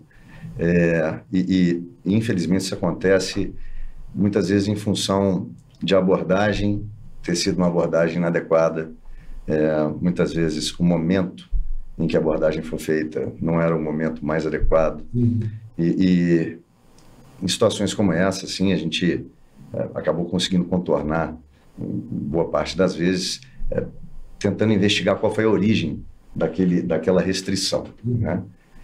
Por quê? Porque até o momento em que você chega na origem, né, daquela restrição, e muitas vezes você consegue desmistificar a ideia de que a instituição é uma instituição má, é uma instituição com a qual eu não quero ter qualquer tipo de relação. A instituição... Não patrimônio para isso. Exato. Eu não faço negócio com aquele cara, né? Bom, mas ele hoje é executivo. Sim. Amanhã pode ser que ele não seja, né? A instituição em si, ela representa algo com o que você não se identifica, fundador, né? Então, muitas vezes, esse tipo de questionamento, né, quando você vai entendendo efetivamente o que incomodou, às vezes mudar, né, os interlocutores acaba ajudando bastante. Então, isso é comum, e uma forma, muitas vezes, que a gente usa para tentar afastar um pouco essa restrição, essa resistência, é construir uma estrutura de negócio e uma governança que permita a convivência harmônica, caso a gente não esteja diante da compra de 100% do negócio, né? Ou em se tratando de uma compra de 100%, demonstrar que aquela velha história, né? O dinheiro não tem CNPJ, não tem CPF, então pouco importa de onde ele está vindo, se a precificação atende ao que você está buscando e se os termos que você colocou na mesa estão sendo atendidos, em princípio não faz sentido você não topar em função de você não ter tido uma empatia com o seu interlocutor, né? Na verdade, esse episódio do podcast, ele teve origem numa ligação que eu recebi no finalzinho do ano passado de um mantenedor de uma joia da coroa. Rodrigo, eu queria entender por que esse pessoal voltou a me procurar com tanta frequência, o que está acontecendo no mercado? Aí eu falei, tá aí o gancho para um podcast. Fran, você percebe isso também? Uma certa restrição de não vender para A ou para B? Sim, e nesse momento, a gente que trabalha com assessoria, né, acontece muito isso, assim, que o professor Botrel está falando.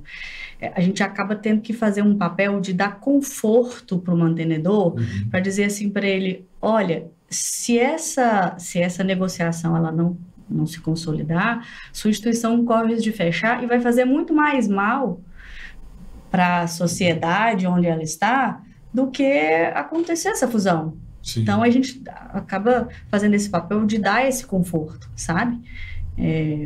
Que é necessário. É necessário, e aí a gente consegue fazer com que a negociação ela aconteça. A gente apoia e consegue fazer com que a negociação ela aconteça. Porque quando as negociações acontecem do tipo, tem um fator emocional muito forte envolvido, e o grande grupo vem e diz assim, olha, você não precisa de assessoria porque a minha assessoria vai ajudar você.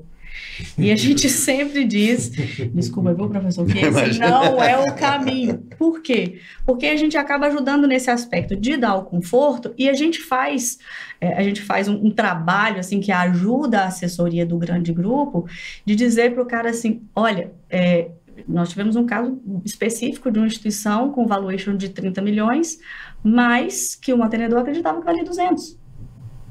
Nossa! E esses números, sem florear, eram esses números.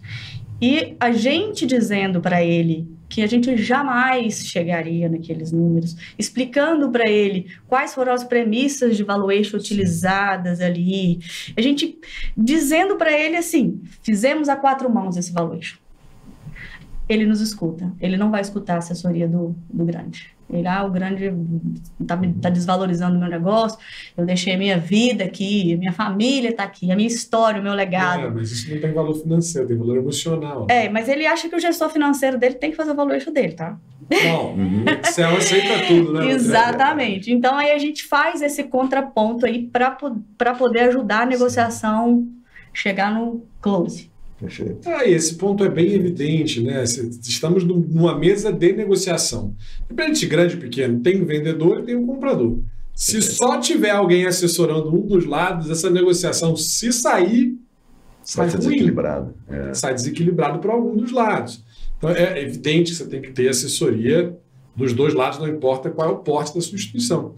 E dentro dessa tentativa de adivinhar o próximo passo, tem muita instituição que tem medicina que se faz a seguinte pergunta: devo investir num hospital próprio ou não?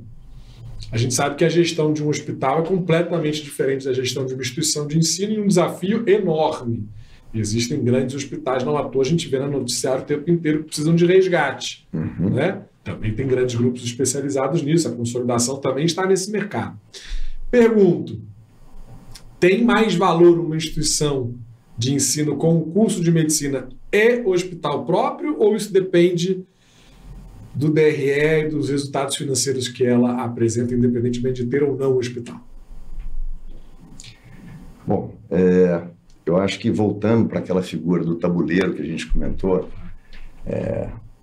no tabuleiro que a gente tem hoje, né, com os agentes de mercado que a gente tem hoje, eu acho que investir no hospital é algo que acaba não trazendo um valor relevante para a potencial transação de M&A, em função de, hoje, no atual tabuleiro dos players do setor de educação, não parecer existir nenhum dos grandes players, pelo menos, que esteja disposto a caminhar para esse movimento de diversificação, no sentido de investir também no mercado de saúde. Né?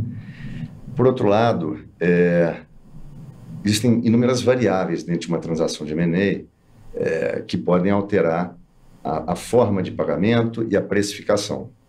E como os convênios acabam integrando uma parte relevante dentro da negociação de uma instituição de ensino que tenha curso de medicina, sim, se o hospital é um hospital com os mesmos controladores da instituição de ensino, eventualmente a figura do hospital como contraparte do convênio, não como um ativo a ser adquirido pelo comprador da instituição de ensino, né? Claro.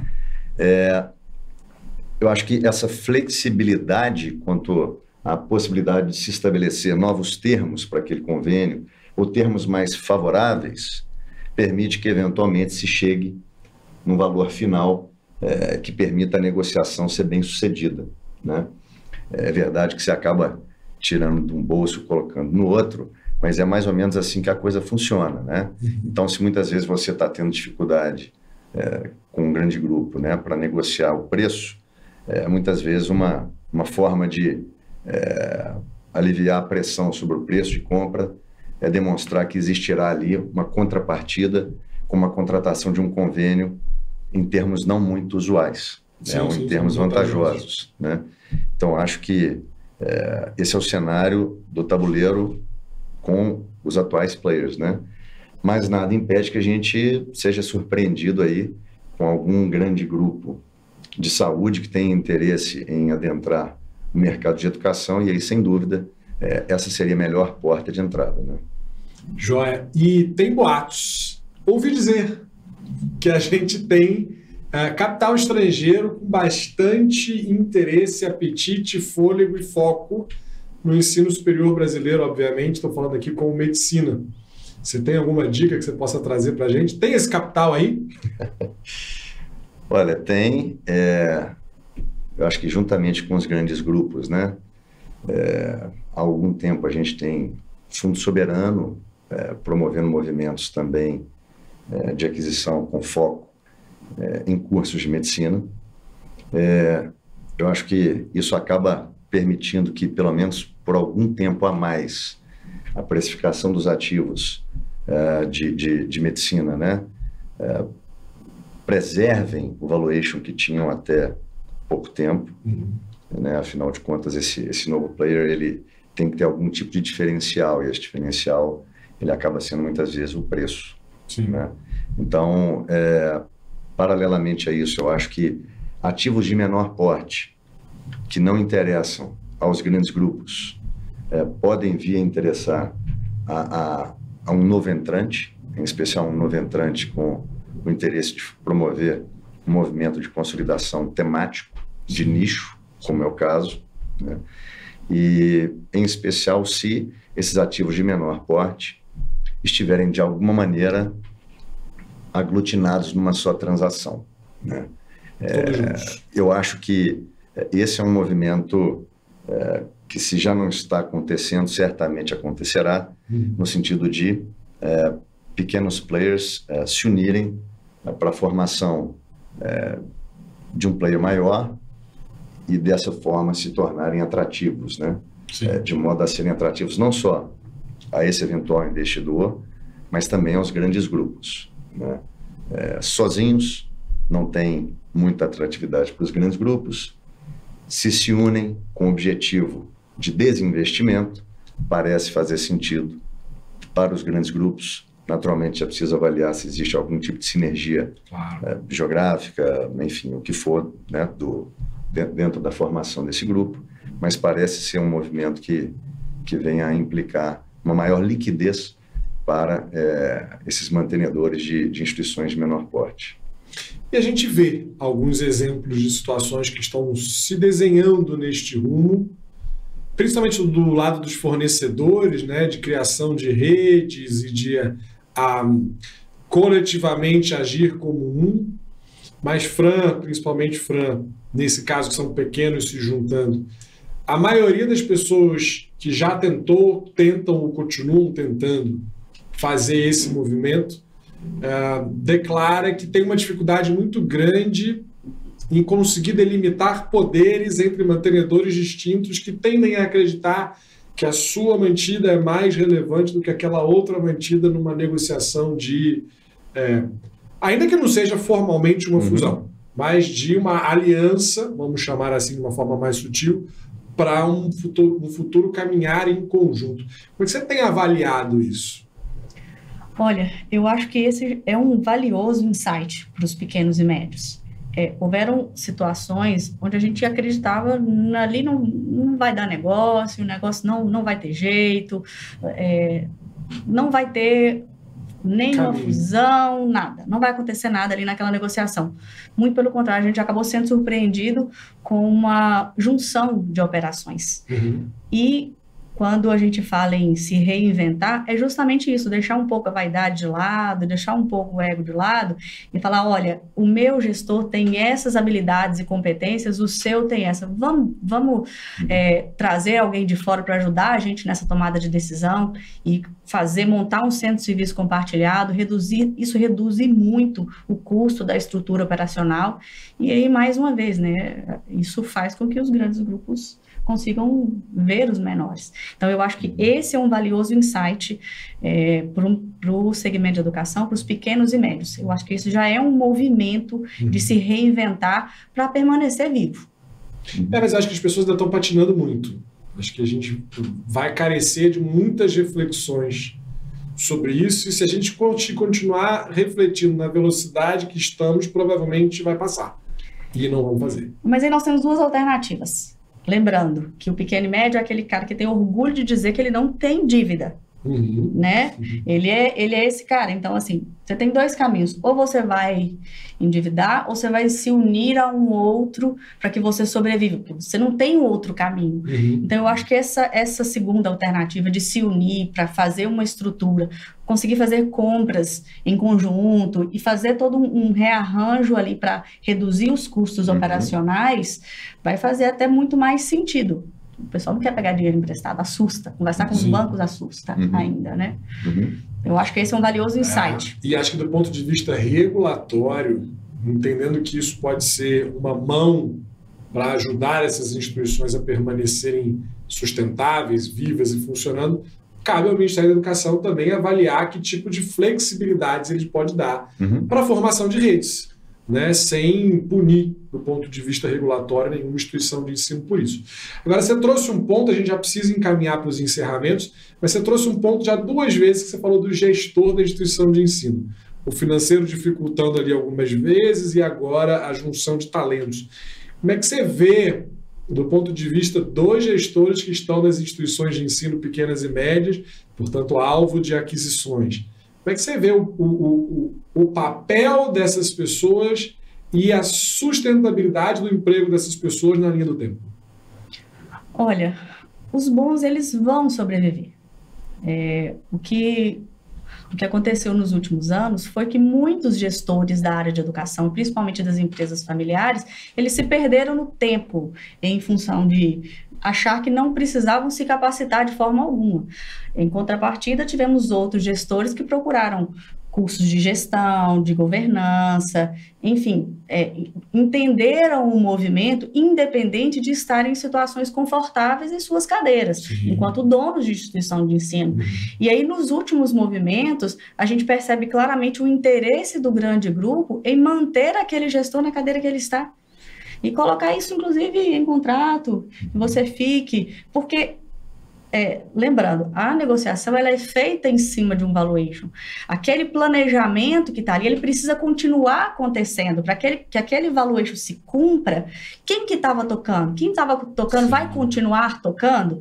Então, eu acho que já o fato da assessoria estar junto ajuda muito a dizer isso. Olha, você, enquanto gestor, não tem que necessariamente entender que é óbvio que você vai sair. Não, você pode ficar, você pode seguir com a sua gestão e muito melhor, com muito mais recurso. Então, a gente mostra que tem muito mais vantagem do que desvantagem, né? E, na verdade, como nós falamos lá no início do episódio, né, os bons gestores, eles não são tão abundantes neste mercado onde nós estamos atuando. Exatamente. Portanto, é muito natural que determinadas regiões, principalmente, eles sejam ainda mais escassos e é confortável a quem vai fazer a aquisição contar com o apoio daquele bom gestor, daquele bom talento regionalmente e que vai ser difícil de ser substituído. Sim. Né? Eu conheço algumas instituições, sobretudo as mais do interior, que os mantenedores consideram seus reitores não tão qualificados quanto eles gostariam. Não qualificados em absoluto, mas não tanto quanto eles gostariam. E a pergunta é que fica, então, por que não repõe? Porque eu não vou conseguir uma pessoa num salário que eu posso pagar que se mude para cá e toque o negócio, com as qualificações que eu queira. Então, isso também passa por quem tá consolidando, né? A gente precisa ter os talentos. A gente, se citou a AF, a gente vê como deve ser. Eu perguntei isso para a Michelle aqui no episódio número 2. Como é que recrutar talentos para lugares tão distantes de grandes centros e mantê-los lá satisfeitos? Isso não é tão simples assim no nosso mercado, né?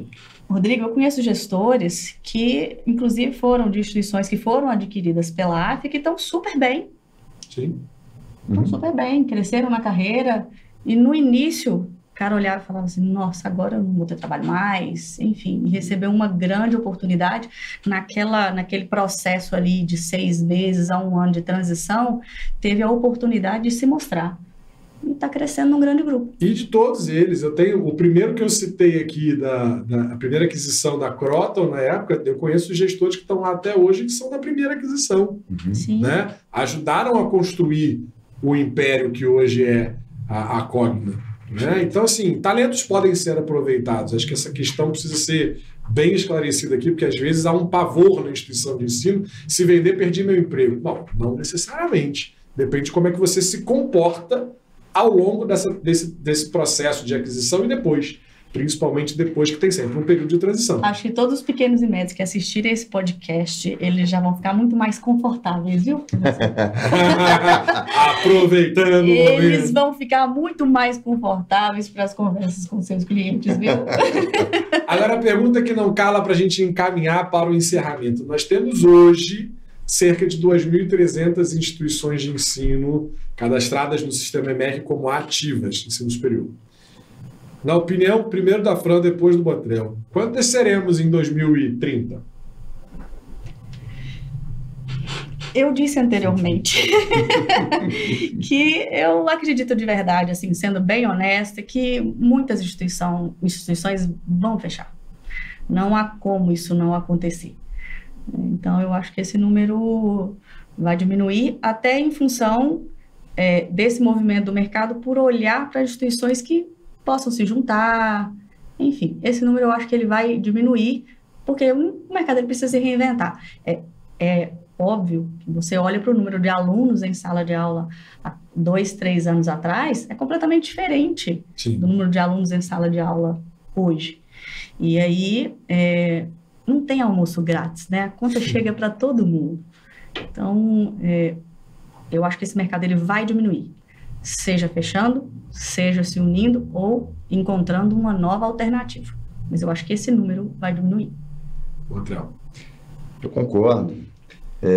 E eu, como otimista por natureza que sou, entendo que sim, o número de instituições tende a reduzir de forma drástica, mas eu acho que a capacidade dos atuais gestores que, imagino, já entenderam qual é esse novo jogo, né, vão se reinventar ou vão reconhecer a sua capacidade de se reinventarem e passar a bola para frente e permitir que aquela instituição, então, seja gerida por alguém que consiga efetivamente gerar valor naquele determinado ativo, né? Então, a minha esperança é que esse número não se reduza de forma, não seja reduzido de maneira tão drástica em função de gestores e atuais mantenedores enxergarem que não tem condição de dar sequência naquilo e que o melhor caminho é monetizar o que é possível monetizar agora e permitir que alguém que consiga efetivamente julgar esse jogo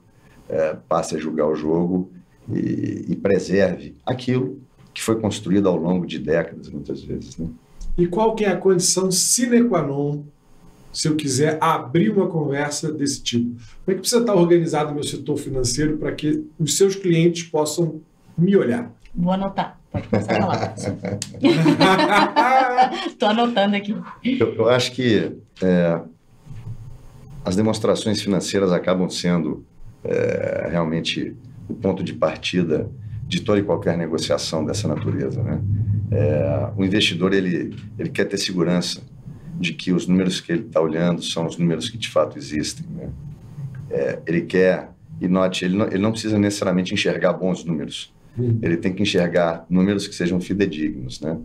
Então, eu acho que, acima de tudo, ter uma contabilidade em ordem, ter demonstrações financeiras que reflitam efetivamente aquilo que existe dentro daquela organização, acaba sendo o ponto de partida para toda e qualquer conversa. A partir dali, inicia-se uma conversa sobre estrutura, engajamento, possibilidade de convivência societária, mas sem isso realmente não dá sequer para conversar, para começar a conversa. Ou seja, o interesse é na aquisição da instituição de ensino, mas o foco é em como essa empresa está financeiramente organizada. É a partir dali que você vai conseguir avaliar se você, de fato, tem sinergia e se você, de fato, consegue destravar valor daquela determinada instituição, né? Naturalmente que existem intangíveis, né? Que naturalmente, caso a caso, podem ser avaliados, mas de maneira genérica, eu acho que as demonstrações financeiras e a contabilidade são pontos de partida, e esses intangíveis são avaliados caso a caso, né? Muitas vezes você tem uma instituição que tem uma localização fantástica, tem uma marca local que é uma marca super diferenciada, mas que muitas vezes acaba não conseguindo desempenhar todo o seu potencial financeiro, né? Mas isso são casos isolados, na minha experiência. Então, acho que o ponto de partida é, de fato, ter números fidedignos para que a conversa se inicie. E aí, Fran? É isso aí. Perfeito. E o melhor foi ouvir isso do professor Botrel, porque eu sou a chata, eu sou a terrível dos contadores, dos meus clientes, porque eu acho que a contabilidade ela tem que fazer um papel de ajudar na gestão, de fato. Normalmente o mantenedor é alguém da academia, que ele acha que eu não entendo de contabilidade. Mas eu digo para ele, olha, o seu contador tem que te explicar até você entender, mas precisa estar claro para você. Sim. E, mais importante, você tem que olhar para os seus números de forma a entender se aqueles números representam a sua realidade, de fato. Muitas vezes o mantenedor ele não sabe se o resultado operacional, se o EBITDA dele é aquele mesmo. Por quê? Porque a contabilidade faz de qualquer jeito, eu nunca olhei, nunca precisei daquilo para nada. E aí, na hora de uma negociação, o investimento apropriado com o custo. Isso muda o seu resultado. E, às vezes, a negociação ela é feita em cima do resultado operacional. Então, o nosso trabalho de assessoria, muitas vezes, eu como professora de finanças, de orientar, ensinar a ler o número. E aí, mais uma vez, o coelho da cartola faça o básico bem feito. Porque aí você, com certeza, vai ser visto com bons olhos pelo mercado.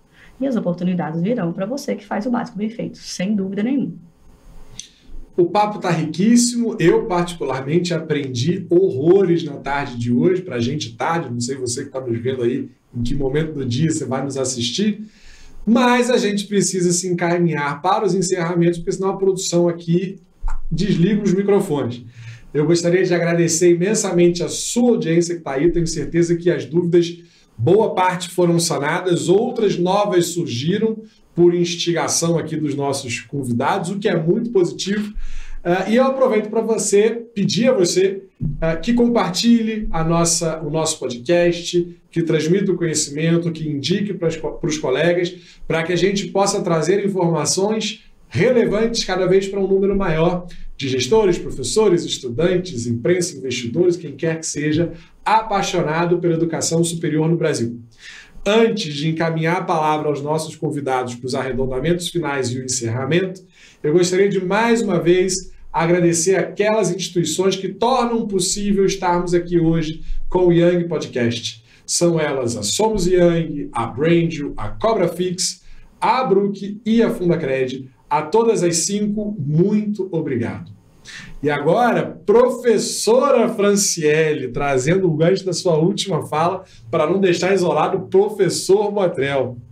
Muito obrigado pela sua presença. Eu que agradeço. Rodrigo. Acredito que foi super rico para as instituições pequenas e para as instituições médias perceberem o seu papel nesse ecossistema e entenderem que sim, elas têm os seus valores, desde que respeitados alguns ritos e algumas condições. Eu queria deixar você muito tranquila para as suas palavras finais, suas considerações finais. E, mais uma vez, obrigadíssimo por estar aqui conosco no Young Podcast. Eu que agradeço, amei essa oportunidade, amei o bate-papo. Acho que a gente precisa de verdade desmistificar esse assunto, a gente tem que parar de ter dedo para falar sobre isso, e eu acho que as instituições que querem ser vistas pelo mercado não deixem de ter uma boa assessoria para auxiliar. Não façam negociações sozinhos, porque eu dou conta de tocar. As experiências que a gente teve nesse sentido não foram legais. Eu acho que essa é a dica que eu tenho para deixar. É uma economia pouco inteligente, né? Porque acaba sendo um prejuízo. Acaba sendo um prejuízo. Tivemos situações onde a gente tentou contornar problemas criados por negociações que foram tocadas sem assessoria, tá? E é isso. O coelho da cartola é fazer o básico bem feito, o seu negócio não nadar e não morrer na praia, né? E para a gente ser visto pelos clientes do Botrel, né? É isso aí, o nosso objetivo é esse, tá vendo? Porque os pequenos e médios que são os nossos clientes, que estão nos assistindo, agora eles estão muito mais confortáveis, porque ouviram tudo que eu falo da boca do professor Botrel. Foi ótimo estar aqui. Um excelente CEO, né? Comercial toda a vida. Obrigado, Rodrigo. Obrigado, Botrel. Eu amei estar aqui. Prazer todo nosso, Botrel. Muito obrigado. Foi uma honra a gente dividir um pouco esse espaço, trazer um pouco desse conhecimento para tanta gente que deve estar nos assistindo a partir de agora. Sinta-se à vontade para fazer suas considerações finais. Esse espaço, ele é seu. Aproveita. Eu queria realmente agradecer. Foi uma satisfação enorme participar dessa conversa com você, com a Franciele. Acho que ela que deu o caminho das pedras para a turma que tem interesse em participar desse tipo de movimentação. Acho que a ideia aqui foi realmente, como você bem comentou, desvendar e desmistificar, né, esse mercado, esse tipo de movimentação. Não existe certo e errado, não existe caminho único, estrutura única que funcione para todo mundo. Existe uma flexibilidade enorme para fazer com que as coisas aconteçam, desde que haja interesse efetivo em fazer algo diferente daquilo que o mantenedor hoje faz operacionalmente, né? Eu acho que, se eu pudesse deixar aqui uma última sementinha seria exatamente essa, no sentido de que o fato de um colega ter feito um movimento que não deu certo não significa que o seu não vai dar. Né? Eu acho que esse tipo de transação acaba sendo bem sucedida ou mal sucedida em função de inúmeros fatores. Uma história nunca se repete, o raio nunca cai no mesmo lugar 2 vezes.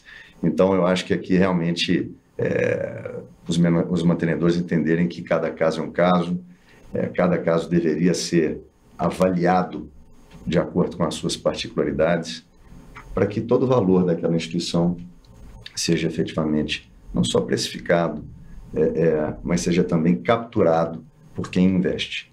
Né? Eu acho que muitas vezes o sujeito enxerga valor, faz o investimento e aí com o chapéu do investidor, e muitas vezes o investidor acaba não capturando o valor que aquela instituição efetivamente tem, em função de muitas vezes não terem feito um bom trabalho de avaliação dos talentos, né, no tempo e modo próprios. Né?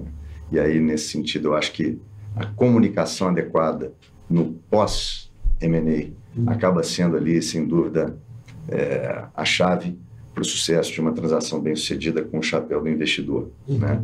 É preciso que os talentos entendam qual é a regra do jogo para que eles possam mostrar seu valor, para que eles possam efetivamente serem retidos e capturar o valor que aquela nova instituição pode gerar para todos os envolvidos nesse tipo de transação. Viu, gestores e gestoras? O recado está dado, bem dado aqui pelo Botrel e pela Fran.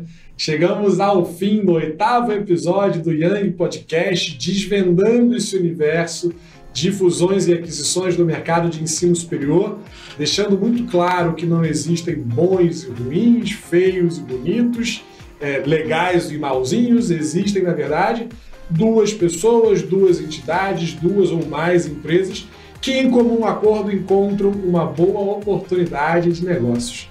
E assim, eu me despeço do nosso Young Podcast, novamente falando do 8º episódio, pedindo a você que se inscreva no nosso canal e aguarde, porque o 9º episódio já está chegando. Um grande abraço. Tchau, tchau.